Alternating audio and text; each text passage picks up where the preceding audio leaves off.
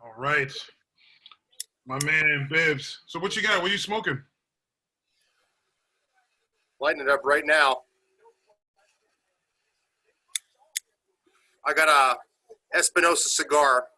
Mm-hmm. I don't know if it'll come up for me, but Laranja. Let me write that down. You know what, dude? I smoke and I get so accustomed to the ones that what I like, and I just stick with those. And there's so many cigars, you can get overwhelmed. You know what I mean? No, yeah, I mean it's like beer drinking or wine drinking. It's you find what you like and what you don't like, and you tend to stick with it. Right. I like exploring my cigar habit and flavors here. So I try everything. I do stick to my usuals, but lately I've petitioned a few companies out there to send me some sample packs, send me a little love from my past NFL years, and nice. This has expanded my horizons to where I'm enjoying a lot of different smokes I would never have a chance to get. Yeah. Ed Reed is doing something, right? Ed Reed, yeah, he started his own cigar brand. Mm-hmm. I don't keep in touch that often. I see what he does on Instagram, but he's got his cigar brand out there, and but he's bought into the cigar culture, all in. He's pushed his whole pot of chips in, and he's all about it, man. He loves it. Yeah, he's that type of guy that has a cigar in the morning with coffee. Yeah, that's that Miami stuff. Yeah, but listen, man. So let me just quickly introduce you. So to the folks that don't know, me and Martin has been friends for, man, we go back maybe 10 years. Yeah, at least if not longer. It seems like time's flown. Yeah, and it's not hard to, another big guy in the gym. Hey, you're a big guy. I'm a big guy. Hey, let's work out. You know what I mean? It was man. Literally that simple. But yeah, it's easy to find another meathead. Right, exactly.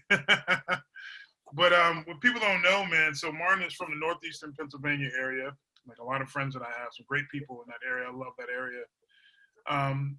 Specifically Mountaintop. What makes Martin unique is played football, came out of Mountaintop, went to University of Miami, played in the NFL, not just a cup of coffee in the NFL either, was a veteran, played with the Falcons, Michael Vick. Talk a little bit about, man, your voyage getting out of Mountaintop. Now, you leaving Mountaintop and going to Miami, I always felt like that took a strong person to be able to leave that area and go to a place like Miami and flourish the way you did. Talk about your voyage, man. Sure. So growing up, I came from an immigrant family out of Poland and Russia, and I was always brought up to, accept new challenges and test myself and outwork those around me and experience all that life has to offer. Obviously at an early age, 10, 12, 15 years old, I don't know what that really means. I can't process that. So I had to, kind of base my decisions off what my parents had in store for me and what the direction they were showing. Yeah. So when I was playing high school football, it's easy to stand out on a mediocre team back then. And, I had the size to kind of get my foot in the door of a lot of colleges. The long and short of it all is I was recruited by Pitt my junior year. They went through a coaching change, and Miami came knocking. Once Miami came to understand who I was, and when they came to visit me, they ended up offering me a visit and then later on a scholarship. But on that visit, I was already committed to Pitt. Pitt told me, I know you love our area, you love the city, you love the team. I trust that you going to Miami is not going to affect how you're going to view Pitt versus Miami. Go enjoy yourself and do your thing. As soon as I get off the airplane in Miami, I'm like, I'm coming here. And so they had me at hello. So what sealed the deal was, besides the airplane, to visit the school and the coaching staff, was just I embraced getting out of the area and experiencing something completely different and new to me that would make me grow as a person, and accept the challenge of being on my own, over 800, 900 miles away from the closest family member. And reluctantly, my parents pushed me out the door and says, "No, you have to go be your own person. Don't have a crutch. Go into Pitt, Penn State, Maryland, whatever, and stay local." So, as hard of a pill that was to swallow, I'm like, "There's no better place. Let's go south, as far as away as possible." And what's so ironic about that is you not only went to a school that's outside of your area, but you end up going to one of the most storied college football programs ever with Miami. Yeah, I stepped in the prolific shit pile there. Literally, I was able to get on a roster of the who's who of Hall of Fame 2000 NFL athletes of the most incredible team ever put together. And here I am, amongst those guys, not knowing what's going to happen in the future. And all of us had one common goal in mind, is that, hey, we're coming into this season off a first losing season in Miami over, I think it was 15 years at the time, or 13 years. And let's start from the bottom up, and let's make this program, bring it back on the map. And never would have thought in a million years. Now, who were some of the players, I know, but, just to get it on film, who were some of the players that you played with while you were there? Well, my freshman class, and we had a mishmash of how these scholarships came in, because Butch Davis was ahead of his time possibly on how we structured scholarship. We're under sanctions. We were only allowing 15 out of 25 scholarships at the time because of a prior year misconduct through the NCAA. And so we brought in players on scholarship and academic scholarships for academic. My dog's here trying to bother my drink. Good dog. On academic and track scholarships, like Ed Reed on track, Joaquin Gonzalez on an academic. So they only offered 15 of us on true football scholarships. But I came with Santana Moss, Dan Morgan, Reggie Wayne, Ed Reed. Oh my God. God, I apologize, but some of these names escape me because I'm so used to saying these first couple, because they're so top tier. But it really is the who's who of 2000s of football. Wow, dude. Yeah, I always envied you for that experience. I can only imagine just being around those types of athletes, those types of competitors. I've met Ed Reed a few times, and I don't think, and you can maybe agree with me on this, I don't think there's a more competitive guy ever in the world. Like, just somebody that just wants to win as bad as. No, agreed, and he turns it on him. He's so humble and easygoing as a person outside the football field. Right. Outside the football field, that you wouldn't know that he is the Terminator on the field. Yeah, it's amazing, man. And so so you came in as a freshman. When did you eventually start? Because from what I remember, you had a couple of years where you were in that starting guard position, right?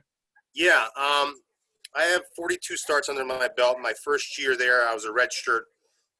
Ended up traveling to over half the games. But that was just a redshirt learning year for me. And after that, I pretty much started the entire 4 years after. So out of my 5 years, I started 4 years.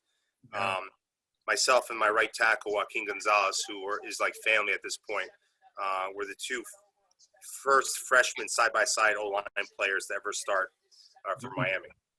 And I think what is underrated, and I don't know how much you hear this, but with that alone, and when you look at the success that team had, you have to be one of the greatest players to ever come out of that school. I mean, I don't know if you'll say it, but to start at a school like that for all 4 years and be as successful as you were, that takes some good protection. And you were the guy on that line, one of the captains. You got to be one of the greatest of all time coming out of Miami. I appreciate that. I'm not going to disagree with you because I love what I hear. But no, myself and the five of us, and that interchanged or played, whatever, but our offensive line was bar none one of the best offensive lines to be at the school, let alone any other school. Yeah. My senior year in 2001, we had Brian McKinney from the left, Roger as the guard, Brett Romberg center, myself the right guard, and then Joaquin Gonzalez. As a unit, as an offensive unit, not just the line alone, we led 3 sacks the entire year. I believe it. I believe it. Those Miami teams are ridiculous back then. So now fast forwarding, right? So like if I'm an NFL scout and my owners, my GM says, all right, you got to go out and find me some players. I don't know a whole lot about the profession, but I felt like, hey, you know what? I'm gonna make easy work out of this whole process. I'm gonna go to Miami, some of the Yeah. best women in the world, Yeah. right? Beaches.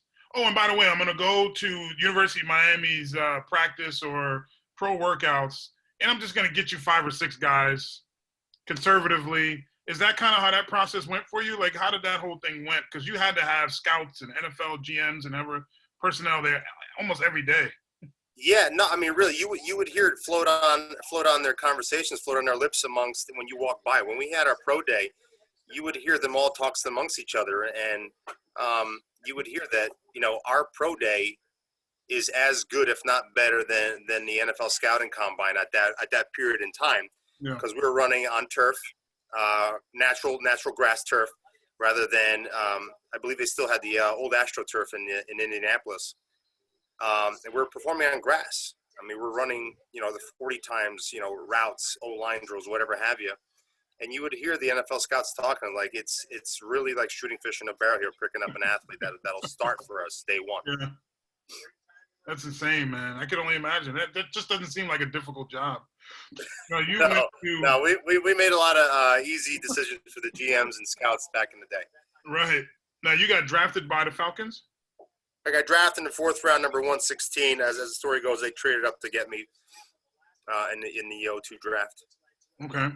And how was that experience? Arthur Blank was still the owner then, right?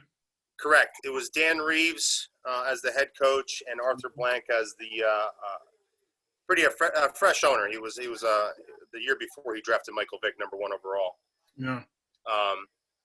But the experience of the draft was nerve-wracking. My agent told me I was going number 90 on day 1 in round 3. Mm-hmm. That day came and went, and that was nerve-wracking because I obviously didn't see my name get called. I actually bought a new dog, a puppy, to kind of keep my attention grounded and off the NFL draft. The following day, teams usually call you prior to the draft, let you know that, hey, we're picking you at whatever spot, what number, and prepare to whatever, get a phone call or whatever the case is.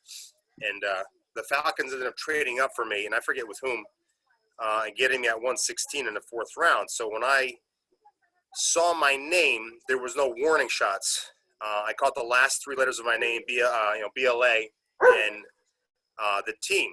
Usually the team that drafts you, your name comes up.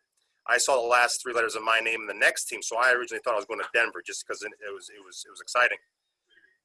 And then here I am thinking going to Denver. I get a phone call, and it's Dan Reeves with the Atlanta Falcons. I'm like, oh my God, I completely blew a gasket. I'm all over the place. But so it was a crazy day for me, as is many others. Yeah. So at that point, were you thinking like maybe I won't get picked, or what was in your head at that point? What was that? Were you thinking at that point, maybe I won't get picked, or like where was you at? Where was your head at that point? Yeah, no, not that I wasn't going to get picked. More so a question of when. I had already built up my head that I was definitely going to get drafted somewhere in the draft. So that wasn't a question for me. It was just a point of when. Yeah. I knew it was going to be in the mid rounds. So I was just waiting, wishfully thinking that it was going to be sooner than later, and it just turned out to be in a dead center in a draft. Amazing, man. Amazing. Because the way you usually see it is you usually see the player gets called first, and then as a spectator, then all of a sudden you see their names pop up. But you didn't get a call until after you saw your name. Yeah, no, because they ended up doing some backdoor dealings and trading up for me. Yeah, gotcha. So the richest continues to go for you at that point. So you came from the University of Miami with all that talent, sunny in Miami. Had all the success that you had there. You get drafted by the Falcons, who drafted one of the most dynamic players, one of the most dynamic athletes of all time, and Michael Vick. How was that playing with him? Because at one point, at what point did it become evident that you were going to be one of the starting guards on that team? Well, they told me out the gate that I was going to be the starting left guard. We had an injury, I believe the first week in camp, that moved me back to second team center because the second team center got moved up to starting center, Mm-hmm. and they needed me to fulfill a role. With doing that, I couldn't be, they wanted me to prepare for second team center more than needed as a starting guard. So it was a shock to me that they moved me there. I got very little experience as a center, so I didn't know what to expect. And then I would be taking reps with Michael Vick, from a guy that hasn't gotten many snaps. Here I am snapping the ball to Michael Vick. And obviously he's a starter, but I'm still getting snaps with the guy, and I'm like, so I'm pretty much shaking in my pants, thinking like, oh my God, and I'm like, I can't believe it. This is where it's what it's come to. Yeah. So it was nerve wracking from right out the gate. It wasn't. There was at no point can I ever put on cruise control. Yeah, I bet. So as a lineman, I always wondered like what it's like, especially for a guy like Michael Vick, because he's running out of the pocket a lot. Now today it's a lot normal. I was just having this conversation with somebody today. You're seeing a lot of teams moving the pocket. Like quarterbacks aren't even just moving. You're seeing pockets moving. You're seeing linemen more active than they've ever been. Was it kind of like that for you at that time? Well, I mean, football's obviously changed over the years drastically, but back then we had a lot of pocket passers that would just stay in the pocket, like you said. Yeah. With Mike being as agile and versatile as a runner, they would have a spy at linebacker sometimes too. And with that, the defensive line didn't want to rush because they would create lanes for Mike. Yeah. All with that in mind, on the offensive side of the ball as a lineman, that's great because now you have defensive linemen that are not rushing because they want to play two gap in case he takes off somewhere. Mm-hmm. I mean, that made blocking that much easier. Mm. So that Makes perfect sense. It made it easier overall. Yeah. And you guys had some pretty good success. Not sure where you were in your career at that point, but I want to say you went to the NFC Finals, right? NFC Championship, rather? Yeah, we went to the NFC Championship against the Eagles in 2002 and 2004. And, we just didn't play good football. Mike wasn't ready to play good. He didn't play well. It was both games were just after a nor'easter, big winter storm. And it just wasn't a typical environment that a Southern team goes up to. And I think even Mike admitted at some point in an interview that he didn't play his best football back then. Well, yeah, I remember recently he's come out saying how he didn't even used to read playbooks. Yeah, no. It's insane. Yeah. So you guys lost the two finals. What was – because you came from at the time, did Atlanta have the dome then? Yeah, we had the dome. We had the older dome. We had the dome, and we went up there, and it's funny because in essence, when you're going into the NFC Championship game, you have to fill out all your forms and all your ticket requests and preparations for the Super Bowl in case you win. So here we are, and I think we are as a team, we got a little past the game, thinking that we're going to go to the Super Bowl, and we're so concerned about making sure we have the right amount of tickets and who we're signing up for these game tickets and who we're lending tickets to other players or whatever the case. We're so past that initial week and moving on to the Super Bowl that I think we look past the team right in front of our nose. Yeah, because you guys were projected to beat the Eagles that year, right? When you were higher. Yeah. Yeah, it's crazy, man. It's still that experience, still being able to go to the NFC Championship had to be amazing. No, it is because again, you're on the cusp of going to a Super Bowl, and I'm like, this is nuts. My first year, as a drafted rookie, I'm going to be going to Super Bowl. And then when it happened in 2004, I was thinking the same thing. 2004, I was injured. I was on crutches with a broken ankle at the NFC Championship game. But the feeling was the same. As much as we told ourselves, hey, we're going to go to another Super Bowl possibly, and it ended with them winning again. But what are you going to do? Right. So you had your career with Atlanta, and then where'd you end up going? Was it Denver or?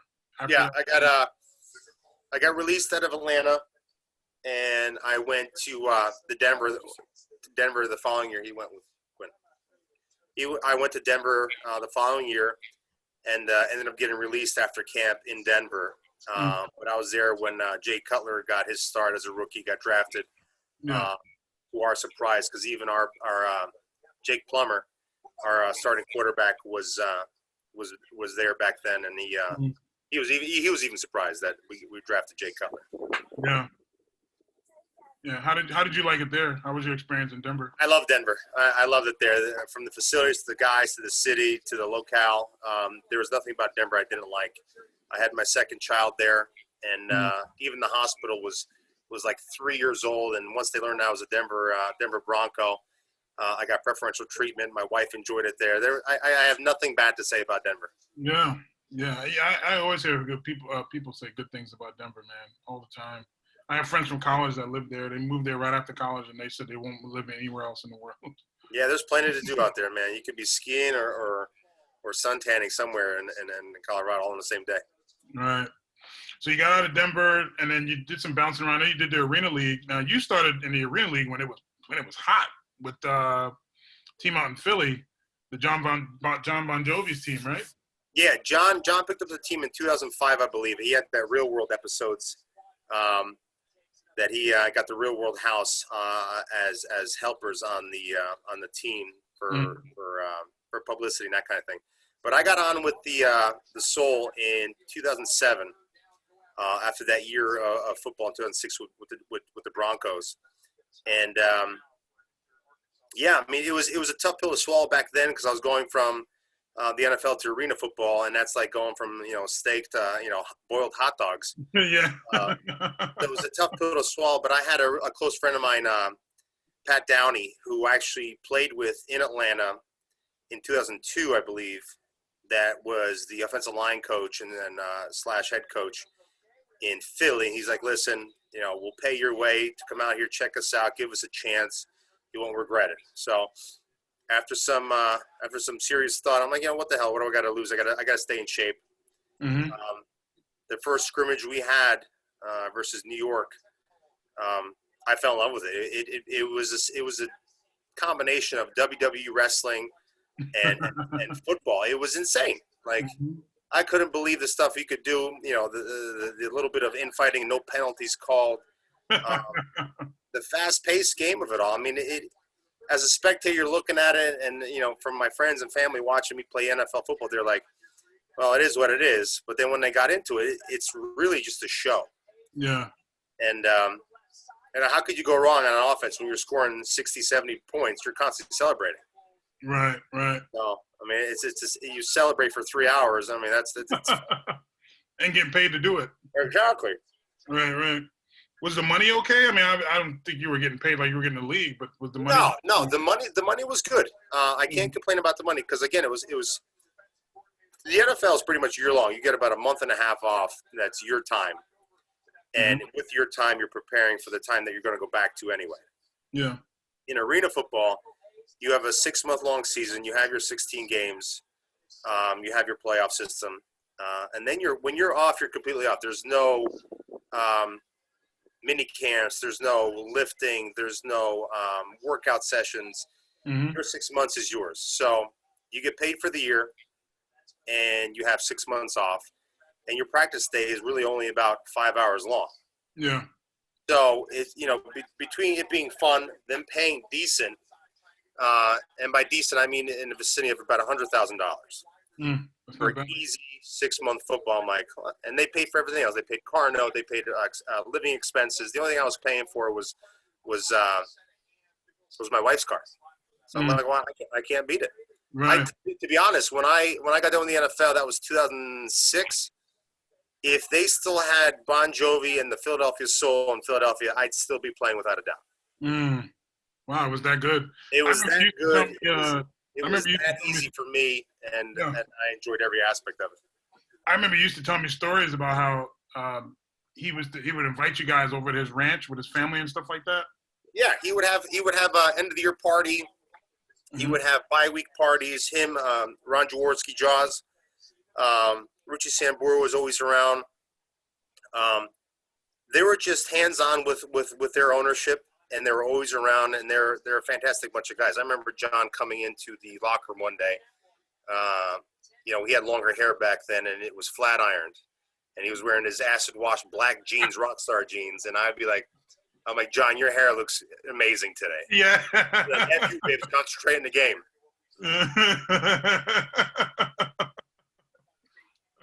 He's coming in the locker room distracting you guys with his hair. Dude, But that's I mean, as the saying goes, rock stars want to be athletes, and athletes want to be rock stars. It's just the nature of it. Especially now, man. Yeah. So what made you kind of hang it up? You know, what year was it official where you were done? 2000, at the end of 2010 is when I hung it up. Hold on, you won a championship with the Soul, right, or two? Won a championship with the Soul in 2008. Okay. In 2000, at the end of 2008, the league folded and just became Arena Football, which is the leagues 1 and 2 came together, paid a whole lot less, and it was a different setup. 2009, I signed a contract with the BC Lions up in Vancouver, played Canada football. I quit after one practice. Really? Yeah. Why? Yeah. It was a two-sided thing for me. One, I hated the offensive line coach there and didn't know what I was getting into until I really understood what the guy was about. Yeah. Dan DeRazio. Just didn't enjoy him as a person or a coach. And left after one practice. But I also knew on the back burner I had another deal with a startup league called the United Football League, UFL. Yeah. With the Las Vegas Locomotive team out of Las Vegas, but we were out of Casa Grande, Arizona. Knowing what I hated in Vancouver and that I was going to have to move my family out there and pay Canadian and American taxes on my wages, I knew after the first practice I was done. Yeah. So I ended up quitting. They made a mockery of me up there in the Vancouver papers. I think the headline was Bibla Bolts. Hey, smooth though. I kind of like that. Yeah, right. I'd rather the one headline mocking me than putting my family through unneeded stress and hardship up there. Yeah. So I joined the UFL with the Las Vegas Locomotives under Jim Fossil of the old New York Giants team, playing with a lot of ex-NFLers that were trying to get back in the league. It was supposed to be a feeder team or a feeder league for the NFL, kind of like NFL Europe was. Mm-hmm. So I did that. We won the championship for the inaugural year. And then I played another year under Denny Green, the late Denny Green. Yeah. For Sacramento Mountain Lions. Mm. And that was under Dante Culpepper. He was our quarterback back then. And then I was going to play a third year, but they had insurance issues, and I finally ended up getting rerouted from a Chicago layover back home and saying I retire just because I was trying to get out there early, and they called it quits mid-flight.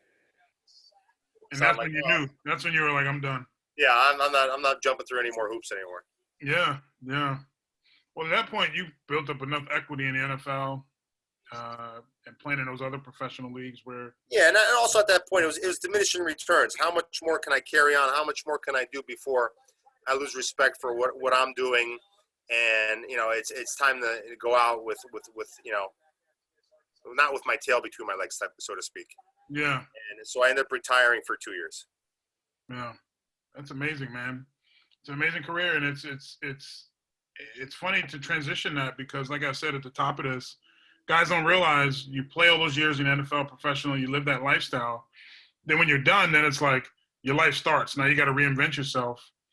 And now you're, and I'll let you speak to this because I want you to kind of speak to what you do now and how you kind of transitioned your life. So currently I'm a Pennsylvania State trooper and recruiter for PSB Hazleton in Wyoming. I recruit prospective applicants and civilians into our job to bolster our ranks. We need more people. We need more diversity within our troops. So we're looking for a few good men and women. So that's what I do. Mm-hmm. But when I retired from the NFL, I didn't know what I wanted to do. I was retired for almost 2 years before I put my application with PSB to become a trooper. What my story goes is that I was lacking direction, mental stability in the fact that all my friends were spread out across America, most of them in Miami. Mm-hmm. I knew I wanted to live back in my hometown in Pennsylvania, and the friends I had were great and all, but at that time they were more concerned about possibly going out drinking, having a good time. They weren't out to experience, activities and different things that someone who didn't want to drink on the weekends would do. So when I talk about mental stability, I didn't know which way was up. I didn't know which way, I wanted to go. I have money at this point. I have friends spread out across America, but I'm missing the locker room. I'm missing team camaraderie. I'm missing, the busting balls, when you're getting ready for a game or a workout or something like that. Yeah. I wasn't going to find that, babysitting my children, 24 hours a day, Right. or going to the gym for 5 hours a day where I met you. Mm-hmm. That was a short-lived 2-hour day for me if I went to the gym. Then I find a way back 2 hours later to do something else. Yeah. So I joined PSP knowing what I heard from another trooper that, listen, you're going to have locker room back in your life. You're going to have guys that got your back in your life. You're going to have, smacking asses and high-fiving with this job. Yeah. And that made complete sense to me. And it didn't take me long to realize that I'm with a group of guys and girls that are after one common goal, albeit to protect the society, Yeah. and put your life on the line. But, there's many of us, just like a team. We have 4,700 members that all have our backs. Right. And that's what brought back a lot of mental stability back in my life. It was worth doing, and people had my back doing the same job, had the same aspirations. Yeah. Yeah, I thought that was amazing for you to do that because, I feel like, and you could probably contest it more, a lot of guys, after they play these long careers in the NFL and they try to make that transition, they struggle. They don't know what to do. You don't know what to do with your time. Yeah, and it took – I just admire you so much, man, for many reasons. I talked about it earlier because I know that area that you're from. For you to leave that area and go to Miami and not only just go there, but be, again, one of the greatest players to ever play at that school, to conform and, adjust. It takes so much adaptation to be able to do what you did, adapting to different cultures, adapting to, that different environment in itself, being away from your family. That's strong. There's a kid from your area that I started noticing, and he was at Florida. He was a lineman as well. What was his name? You might know who I'm talking about. I know the name. I know of whom you're speaking about. If you said his name, it'd come up. I can't think off the top of my head. His name starts with a B as well, but he phenomenal athlete. Like he should be. He could be an NFL. He still could be an NFL pro, and he just couldn't conform though. He couldn't go through that process of and I don't want to speak bad on him because I think he ended up transferring to Syracuse, and I'm sure he'll do fine. But yes, we're talking about the same guy. Yeah, I know who it is. I can't think of his name. Yeah, but I think he needed to have people like you in his corner, man, to talk to him and just say, hey, look, because it seemed like everybody that he knew was telling him to just come back home. Come back home. Like, why are you telling your kid to come back home? Let him grow up. You know what I mean? That's a bad support system. It is what it is with your family, but they've got to let you grow. They've got to let you become who you're meant to be. Right. Yeah. So how was that transition for you? Now, what was your playing weight when you played football? How much did you weigh? Pretty much where I'm at now. I left high school at 6'3", 270, and for my career, I got up to be 6'4", grew a little bit more, but I was pretty much at Miami. I was 290, 295 my whole 5 years there, and my playing weight in the league anywhere was between 305 and 295, and as low as 288. So now, did you going with the state and your current position, or going in that role?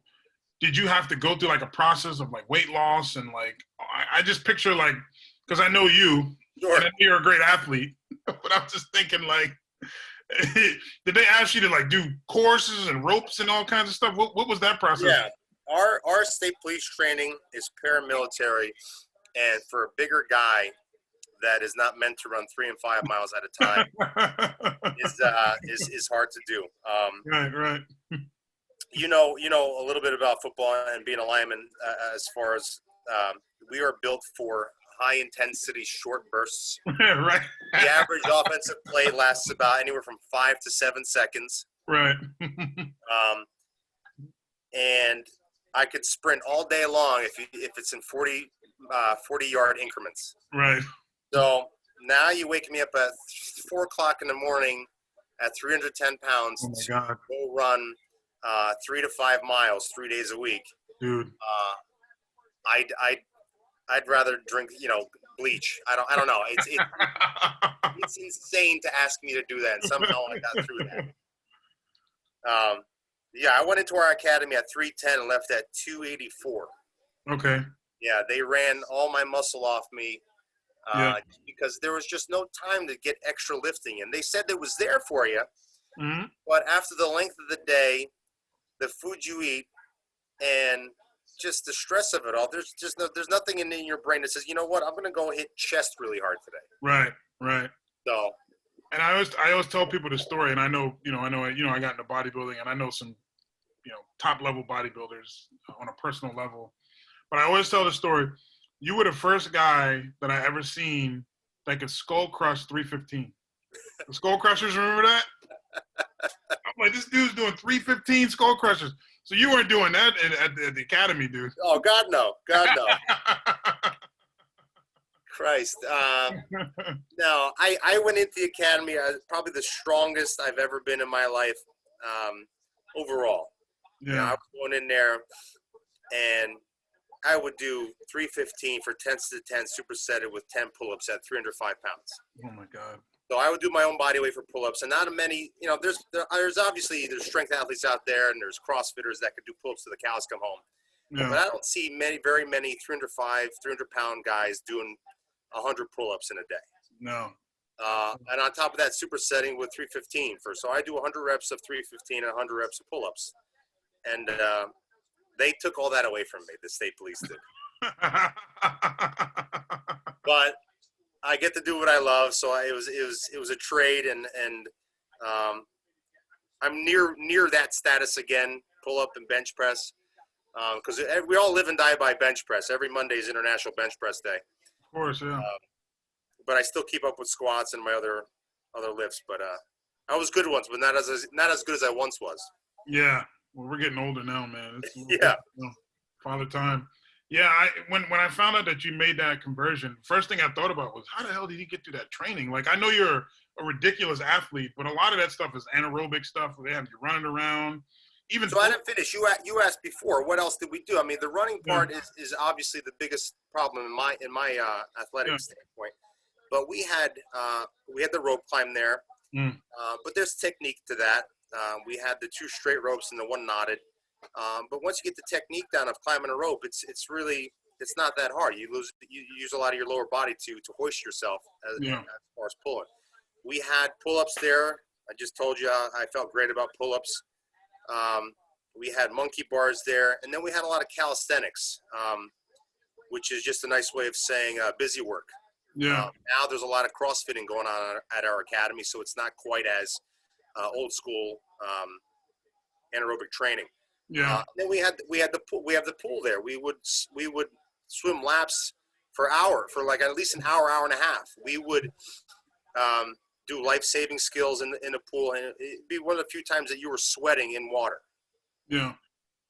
It's amazing. But with all that, and the length of the day, and that's kind of our training there, 28 weeks like that. Yeah. What was the feedback like? Because, all right, you say you're going to join the state police. This is what were you in a professional career? 10 years, you'd say?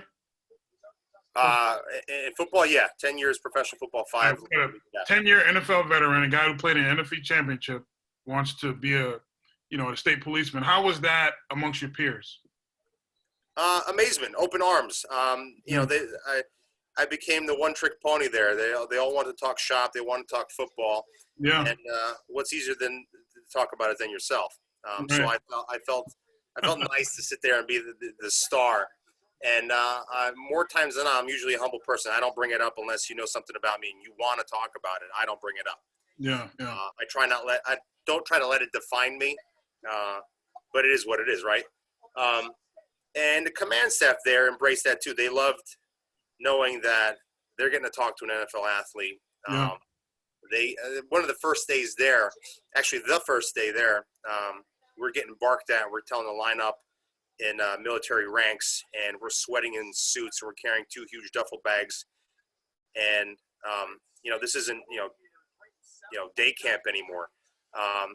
Here comes one of their sergeants screaming in my face. I'm like, hey, this guy knows Bon Jovi. How's Bon Jovi like? So it made me crack a smile. I'm like, all right, maybe this won't be as bad as I think. Yeah. So as much as I was nervous about joining the academy and the tough time ahead, they were enamored that they had this big guy that knows people from the NFL here too. So it was fun for them too. The way I took it. Yeah, and not just because of your background, but me because I know you as a person. I'm sure you helped to elevate that academy and the state. Listen, my patrol sergeant was a Notre Dame fan like you wouldn't believe. Every time we had class with him in an auditorium of 120 cadets, he'd have me stand up and listen to the Notre Dame fight song every meeting. And you have to answer to these superior officers by saying, sir, yes, sir, sir, no, sir, that type of military bearing. Yeah. Cadet Bibla, are you enjoying the Notre Dame fight song? I'm like, sir, no, sir. Yeah. Holy shit. That's brutal, dude. Yeah, it's funny, man. I mean, again, I'm like, right out of the gate, man, the busting balls, all that camaraderie that I was missing is right there. I mean, yeah, I'm a lower ranking peon, as they say, lower than whale shit. Right. But they're still busting my balls, man. They love me already. Yeah. Dude, that's amazing, man. That had to be a great experience. Now, how many years are you in now? Close to 9 years. Just shy of 9. That's amazing, dude. Yeah. And you've since now converted over to recruiting. Yeah, I've been a recruiter the last 2 years. They actually recruited me to become a recruiter with my background and talk to student athletes from local colleges because who doesn't want an athlete on the job? You know what I mean? But it only makes sense. It makes all the sense in the world. Yeah. I mean, nothing against anybody else, but we're built a little different. We're stronger, better, faster, and we understand team aspect. So, I'm all for it. Yeah. Now, do you see yourself retiring out of this? No, my position has a limited time frame. So, in a couple more years, I'll have to go back to the road unless I transfer into something else. I do miss patrol work. Patrol work is fun. There's plenty to do and plenty to see. Law enforcement is an unusual career that allows you to experience a lot of different sides of human nature. Not all good, not all bad, but it is an inexplicable career choice that it widens the eyes and it makes you appreciate either helping or putting away bad people. Right. I'm going to ask you a question here, and I want you to answer it how you want to. So, what is the most most talked about experience that you had during your patrolling time that you would say? The most talked about experience? Yeah. Or memorable, I should say. Yeah. As far as my personal experience at an incident or as a state police whole? Just as an incident or being out on the road or what, It's tough to single out something. Usually something that sparks my memory will make me dig something up out of my memory. Because you see and do so much. It's insane what you forget you've done that comes up later. And I'm like, oh my God, I can't believe how much that impacted me then. Yeah. And you forget about it another time. What amazes me, the amount of death you see. Oh my God. That might scare some people away. But that's just a part of life that a lot of people in society you don't necessarily look at or embrace because it's taboo. I mean, no one wants to talk about death, but it's just as much a part of our lives as living. But you do see a lot of that. Car accidents or? Car accidents, suicides, murders. For me, that is what kind of sticks out. The amount of horror that you see that that humanity goes through. Yeah. Which can go many different ways. I mean, obviously, at death, you're there to console the loved ones that need it. Mm-hmm. You're there for them, but just a different side of life that a civilian doesn't see. Yeah. So, wow. I mean, you can go through your whole life and not see a dead person, maybe at a funeral or in a casket. There's the likelihood of going through a week and not seeing a dead person on the job is well, I don't know where you're working if you ain't seeing it. Wow, So dude. It's amazing. And I'm sure you've had to like figure out ways to cope with that emotionally over the years. yeah, no, it's different for everybody. Some stick with you more than others. Adolescent children, accidents and deaths and misgivings are obviously the ones that kind of burn you the most. But there's a lot of good you do too. I mean, I don't want to paint a picture of just death, but I mean that's the kind of one that you can never be ready for, and then you see it, and then you're like, oh my god, and then you see it again and again and again. Yeah. But we're not all putting we're not putting on pins on little kids and badges on little kids at touch a truck events. Right. It's not always nice to be a cop. Right. I mean, look at society and TV these days with these riots and everything that's going on in our world. It's not always a pretty picture. Yeah. Police work ain't pretty. No. Somebody's got to do it. It's got to be somebody strong. That's why I'm going after these student athletes, man. Yeah, definitely. How successful have you been with that? Well, pretty good. I mean, obviously, the ones I talk to, I build an immediate rapport with because they could see it from an athletics point of view. It's not hard to sell our job, but when you have another athlete talking to another athlete, you're gonna strike a chord with them. So I've been successful where I've made contact with them.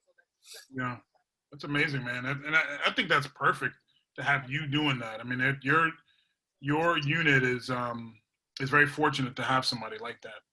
Because I'm sure that's not across the board. You don't get that everywhere, right?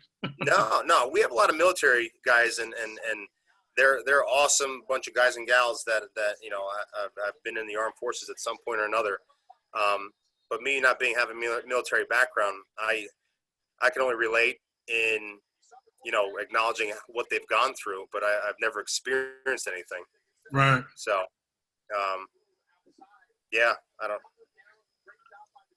Yeah, it's pretty incredible, dude. So you're doing that, and now you're also coaching back at your high school, right? Your old high school? Yeah, I'm in my hometown coaching for Crestwood High School. I started about 4 years ago coaching middle school and freshman football. That's basically where the skill set starts. I mean, you have kids that play football since they were peewees and fifth and 5 or 6 years old. Mm-hmm. But I feel like that middle school, that freshman year, is where they are going to take all that information, technique, and the start of real coaching in better. They're going to be more like a sponge in those years rather than just running with an oversized helmet, trying to outrun the fastest person. As these bodies of mass is 10, 11 guys chasing them type of thing going on. Nothing against that. I just feel like I can make more of an impact mentally on these kids on cultivating the building blocks of football. Yeah, those kids. That and my kids are at that age where they're on my middle school freshman team for the last couple of years, and different with different kids that I have. You have 3, right? 3 kids? I have 3 boys and 2 girls, so I have 5 kids total. One's on the varsity right now, 16-year-old. Coaching my 14-year-old in 8th grade freshman football, and then I have a 6th grader that's playing flag football right now, getting ready for me next year. Nice. Is it even a choice for them to play football? Well, no. I give shit to my oldest one saying that, you don't have to play football. You could swim. You could swim at Miami. If you're good enough to swim at Miami and get a scholarship there, I'm all for you having a year-long tan than getting your head beat in there. Just remember your dad's a Miami legend. You want to go. Just remember that. No, wrestling and football are my 2 mainstays for the boys. Yeah, that's good, man. You're blessed in that, man. That's amazing. I've seen them. Those are some big kids. Well, I appreciate it. I force feed them like they're Thanksgiving turkeys. There aren't. I started off my adolescent years as being an overweight mama's boy. Yeah. That got his head bit in by his older brother enough times to where it was easier to get beat up in football than at home. Yeah. So I stuck with it. I remember I saw your brother years ago. He walked around looking like a bodybuilder. He was real big. He was. He never had his card or anything, but he was an amateur aspiring bodybuilder back in the day. And yeah, I thought so. Yeah. Yeah, he was. He's a gym rat meathead like me. He made me who I am back in the day. Yeah. How's he doing? Is he all right? Yeah, he's living in Florida. He's got two girls, both of which are experienced jiu-jitsu martial artists, and his oldest girl, Brielle, is a sophomore, Hmm. and she's ranked top 5 in women's or girls wrestling in the state of Florida.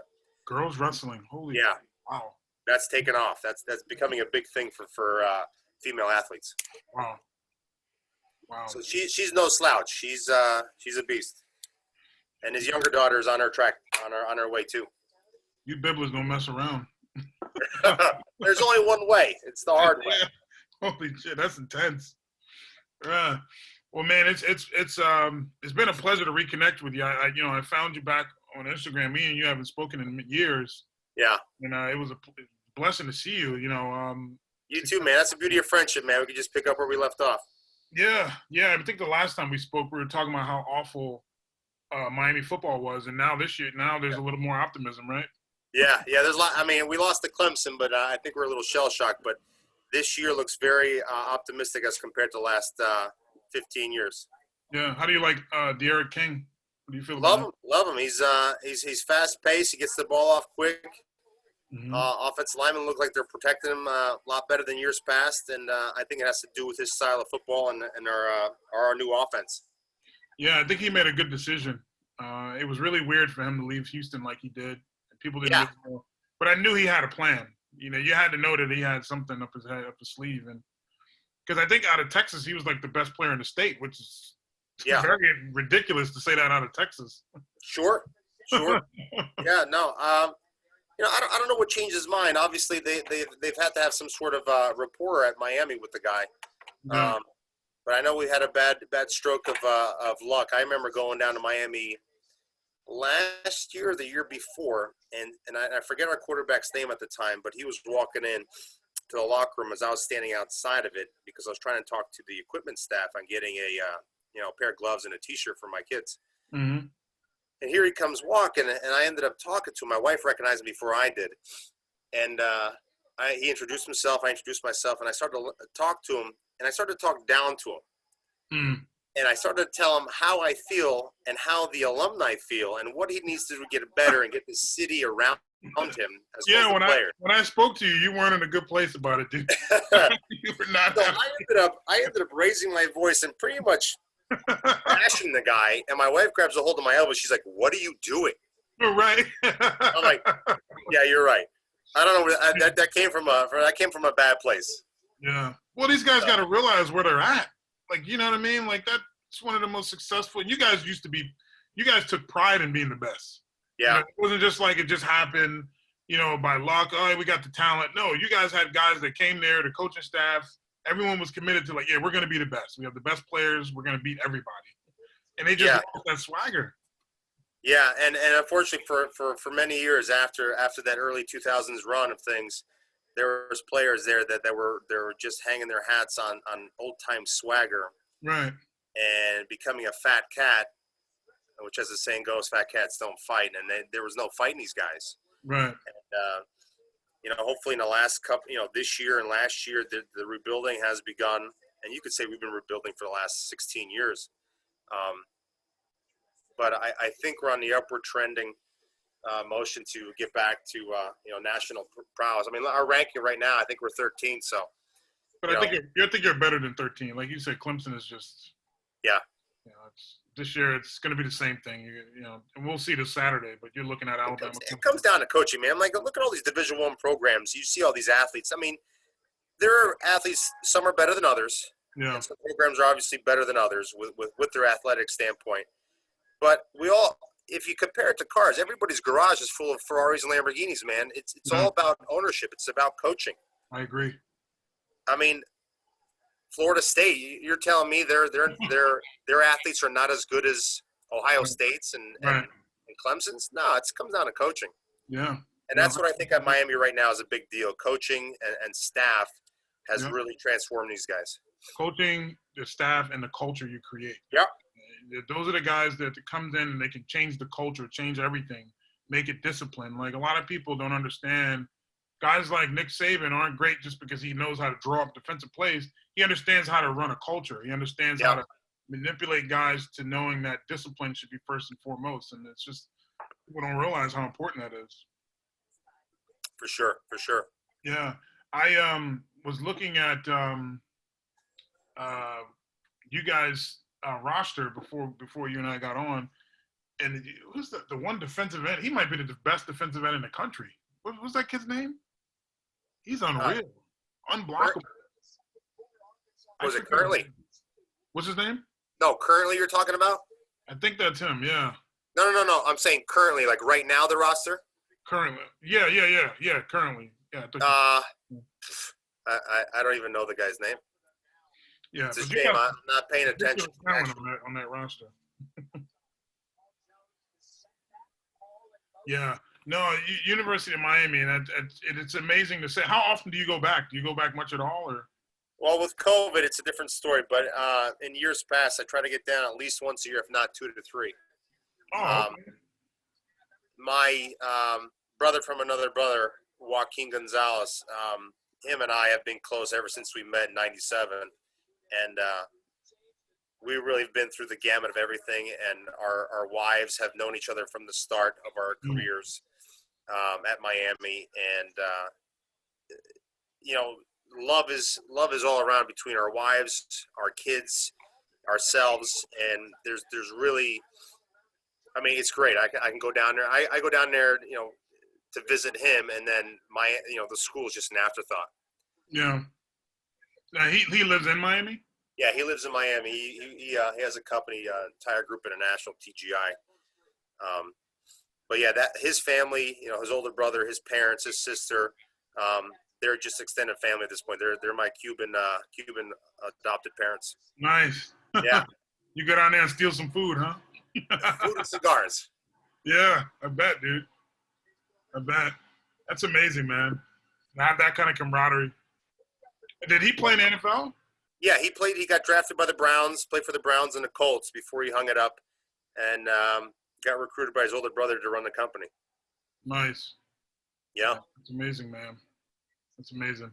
So now these days, it's about our kids, man. His kids in quarterback camps, and his daughter is on a very good team. Is a very good athlete on our volleyball team, and it's obviously about my kids. And like for a lot of people, COVID's bad. For me, we gained a lot of strength in my house because I'm the worst gym teachers they've ever had. It's 3 hours every day in my basement. I have all the weights they need, and between farmers carries, squats, and bench press, my kids got bigger during COVID. That's awesome, dude. Yeah. Are they doing e-learning, or what are they? Yeah, we're all virtual right now. Hopefully things will change. We're heading into the winter. Who knows? Yeah. Just keep the cigars coming. Yeah, right? Buy a heat lamp for outside for when it's snowing. Yeah, dude. And you guys get some pretty bad weather up there with yeah, man. Top of the mountain. Yeah. What are you doing? You're a motivational speaker and entrepreneur at this point? No, man. I run a company, Trufitconsulting, and I do a few things with that. We work with individual clients, but I work with insurance companies with it too. So we're taking basically people that if you go to the hospital and they say you need a heart transplant, or you need to, you're having fertility treatment or something like that. But you need to lose weight, or you need to get healthier. You need to get your blood pressure down. They outsource me and my company to basically help for wellness. Nice. So we do that. I'm trying to get into law school. Wow. Yeah. So I've been doing that. That's really it, dude. I mean, that's been my life, man. I hung up. I did my last bodybuilding competition 3 years ago. I did nationals, which if you know anything about bodybuilding, that's like one of the elite, competitions in Sure. amateur level. And I came in 5th in my class, which is insane. Wow. Yeah, that's great. And I had all these people, like I had sponsorships and all kinds of stuff. But at that point I was done. I gave it all I had, and I don't have to tell you, to get to that point what it takes. You know what I mean? No, that's massive amounts of self-discipline, man. Yeah, and a lot of sacrifice. You put your body through a lot. Doing a lot of different things to shorten your lifespan, and so I scaled back from it, and now I just help people. Yeah, man. Yeah, but that's Sometimes the best joy you can find is giving to others. yeah, and that's why I commend you for what you're doing with school and a lot of the stuff that you do. Even going back and working in your state like that, you don't need to do this. You know what I mean? You can stay Yeah. home and just smoke cigars and just chill all day. But I really, but I did that, and I found out that's the most boring lifestyle I could live. yeah, But yeah. it's funny is I talked to a lot of schools, and it hit me one day when I was talking to a bunch of 4th and 5th graders. At the end of the day, this sweet little girl comes up and asks me in front of her class, what's the difference between an NFL football player and being a cop? She's like, what's the hardest part? Wow. And I've really never thought about it. I thought it was always just a gung-ho, I traded my helmet in for a gun. I'm here to help people, blah, blah, blah. But I'm like, you know what? I've never had to go on the field and say, I'm going to die for somebody else. Mm. You say it figuratively, but when it comes down the line, I'm not going to die for somebody else playing the game. Right. In police work, I will put up my life if I have to in order to save somebody's innocent life. It's amazing. So it's crazy. Every day you put that belt on, that's what you're giving up. Yeah. Yeah. And I tell people, and I'll just mention this briefly, like, we have a lot going on now, and, depending on who you speak to, you have some negative connotations about, officers and our system. And it's just like, people don't realize, like, most police officers are great people like you who just want to make a change, that are in difficult positions, that do things that 99% of the population won't do. Correct. It's just, we have to keep that in mind, man. And I always tell people that. And just to add to that, I mean, we're all human. There are going to be good and evil humans, no matter what line of work, no matter what cloth, what belt you put on. Right. The few that are evil and they misrepresent the badge, whatever state or agency they work for, doesn't represent the whole. No, never. So, and that's a bad job by the media. They glorify the evil and not the good, and it's a shame what the media does to anybody, let alone police work. But yeah, I 100% agree with that. I definitely do, man. Well, hey, dude, we gotta catch up. I will definitely get with you offline, and I'll be up in your area at some point. We'll get together. We'll smoke some cigars and talk more. Sure, man. When again, it's a long time up, but you're always welcome here, man. I have this nice little house, and how do I call it? This little oasis I've built here with a pool and this scenic area, man. We could sit back, have a cigar, and reminisce, man. Definitely, dude. Definitely, man. Well, much love, man, and I'll be talking to you soon. You too, brother. Good talk to you, man. You too, brother. Have a good night. You too. See ya. Yeah.